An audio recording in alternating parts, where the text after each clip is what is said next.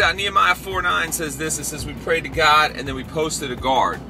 And I love this verse because, in my humble opinion, it really sums up the way our relationship should work with God. It says that we prayed and then we posted. Now, you have to understand the backstory. Basically, there's a guy named Nehemiah who's in charge of going back to Israel. Israel had lost a massive war, and his job was to rebuild the wall to protect his people. And all that time, he was facing massive opposition. People were making fun of him. People said he didn't have what it took, etc., etc., etc. Sound like anybody you know? And it says that he reached a point where he prayed to God and he posted a guard. He had to get this job done. Now, I thought that this is the perfect example because it says that on one hand, he's trusting God, he's praying, he's seeking the Lord, he's knowing that there's certain things out of my control that I need God's help in. But it also says he did something practical. He posted a guard. If I got a bunch of people trying to run up and steal something from my house, and all I do is sit in my house and just pray, oh God, protect my house, and I don't put up a fence, I don't put up a security system, I don't keep an eye out, etc., etc., well, I think you're missing out on half the job. I think there's a part of us that wants to be lazy sometimes and just say, well, I just trust God with everything. The reality is, yeah, that's great. That's where we start from. But we also have our own human effort. If you're sitting here saying, I want to do this, this, this, and this when it comes to my music, but you never study, you never practice, you never get in there or do what you got to do, well, I'm sorry, you're going to be missing out. You got to pray and then post. In other words, talk to God and then do the practical. That's the way it works. You got to do your part too. Think about it. All right, y'all. Today we're going to talk about melodies, or at least basic melodies. I really can't go super in depth to the melody part because it's just as vast as anything can go. But what I'm going to do is kind of show you how at least I rock out with melodies and things like that. I'm not a player in the sense of I have a very, very basic understanding of music theory, and so a lot of times what I will use is I will download sort of these different chopped up melodies already, and so I'll take those and I'll use royalty-free melodies, ones that are actually designed for things like this, and I'll tweak them and turn them into something completely different. So because I'm not necessarily a player, now there's sometimes it'll be melodies in my head, but it's a lot tougher for me to get out the melodies in my head, and so a lot of these things help guys like myself. So I'm going to go back to the drum that we have here. Oops. Here we go.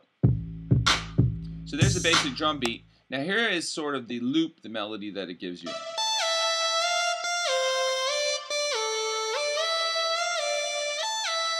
Now I'm going to show you how I would tweak this. Rather than just completely jacking it, I'm going to show you what I'm going to do.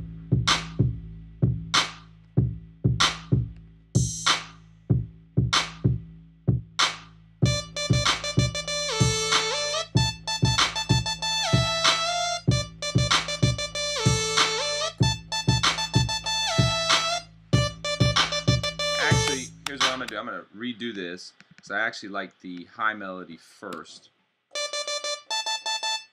I'm going to put that on the front end.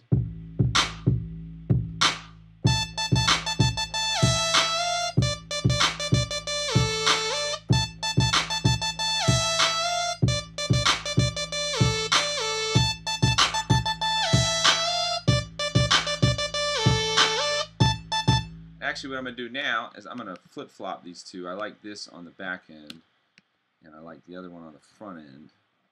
Let's get rid of this, put this here. Notice how I'm repositioning the melody, and I'm going to do it like this. All right.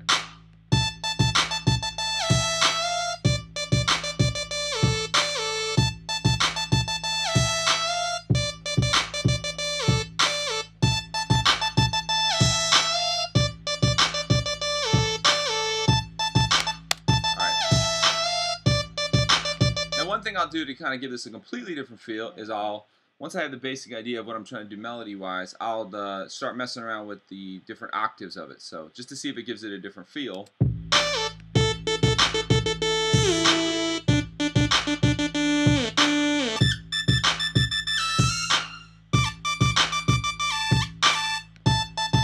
Now I actually like this, but to me the synth feels a little bit I guess stunted, you know what I mean? It feels a little bit short.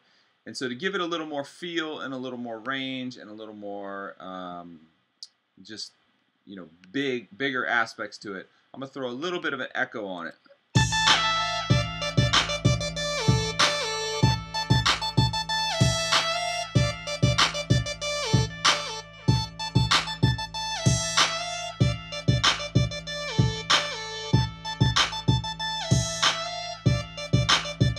Might even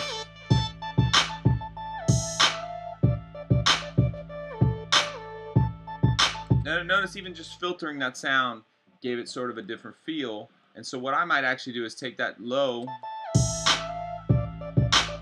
and then if I want to go, notice just by taking the filter in different spots, it gave it a whole different feel.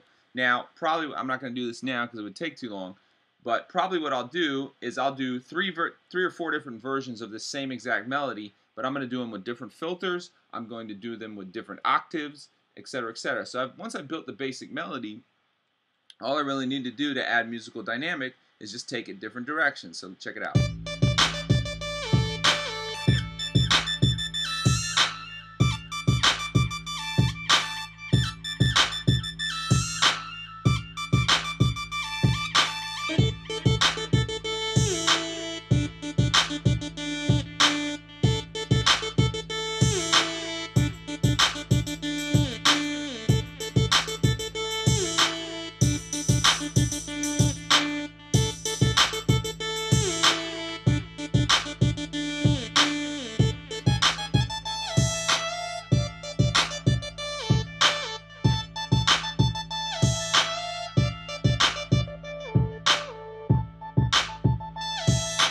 Now notice all I did there, just to give almost 4 or 5 different sounds. I got a lot of length out of my melody because I'm basically taking it in 4 different directions. So if I was to actually pull this into a full song, I might use the high. In fact, I'll just go ahead and duplicate it just to give you an idea of what I'm talking about. Let's see, I'm going to copy this melody, copy it, and I'm going to put the same exact sounds. I'm going to audition the same sounds. Where are we at here? Where are we at here? I think this was it. Light lead synth. Okay. So I'm going to take this, copy it. It's a real simple way to do it. Pop this right back here. Now I got 2 of the exact same ones on top of each other. Now watch this. I'm going to take one lower octave and one higher octave at the same time.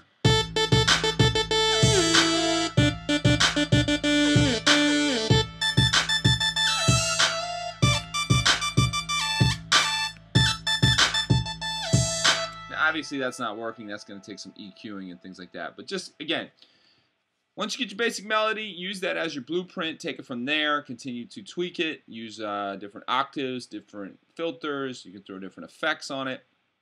Don't be settled with just the stock EQ. Learn how to tweak and make your own sounds and take it from there. All right?